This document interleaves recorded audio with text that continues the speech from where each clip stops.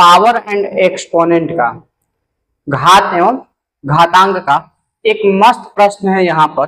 ठीक है, इस प्रश्न को हम लोग बनाते हैं।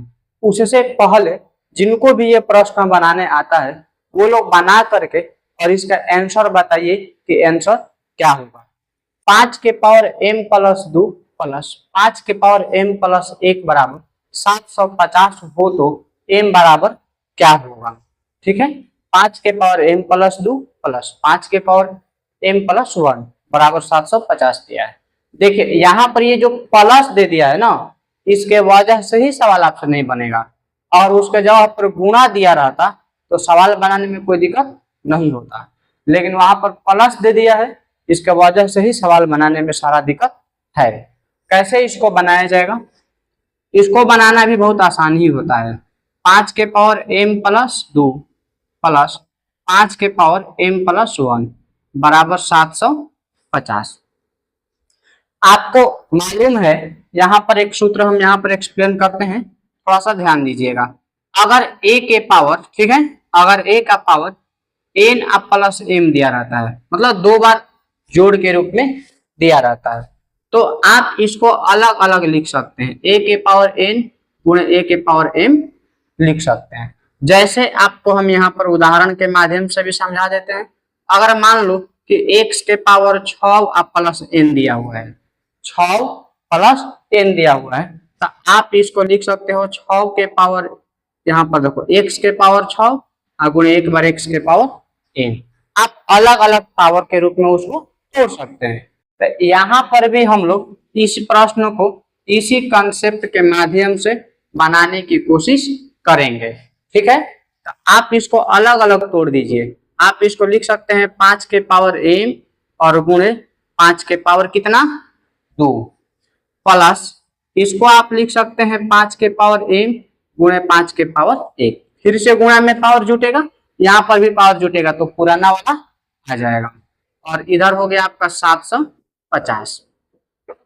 अभी और यहाँ पर 5 के पावर m देखिएगा तो दोनों में से कॉमन हो जाएगा।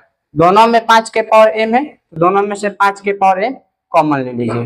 अब आपका यहाँ पर बचेगा 5 के पावर 2 प्लस 5 के पावर 1 बराबर 750। ठीक है, 5 के पावर m रहने दीजिए। यहाँ पर 5 का पावर 2 मतलब होता है 25, अब 5 के पावर 1 मतलब तो 5 ही होता है। इधर आपका हो गया सेम जो चीज था, और ये 5 के पावर m गुणे 25 और 5 को ऐड कर दीजिएगा तो ये 30 हो गया, और इधर आपका 750। 30 को बराबर के दूसरे साइड में भेज दीजिए तो ये 5 के पावर m बराबर आपका हो गया 750 और बटा में 30। क्योंकि यहाँ पर गुणा में है ना 30, तो बराबर के दूसरे साइड में जब जाएगा तो भागा में हो जाएगा, तो इसलिए उसको हम लोगों ने नीचे लिख दिया। अभी आप इसको कैंसिल कर सकते हो, 0 से 0 कैंसिल हो जाएगा, और 3 से जो है 75, ये आपका 25 बार में कटेगा। तो 5 के पावर m बराबर कितना 25। अब आप इस 25 को 5 के पावर के रूप में लिख सकते हैं। आप इसको लिख सकते हैं 5 के पावर 2, ये आपका हो जाएगा 5 के पावर m। ठीक है, और इसको आप लिख सकते हैं 5 के पावर 2।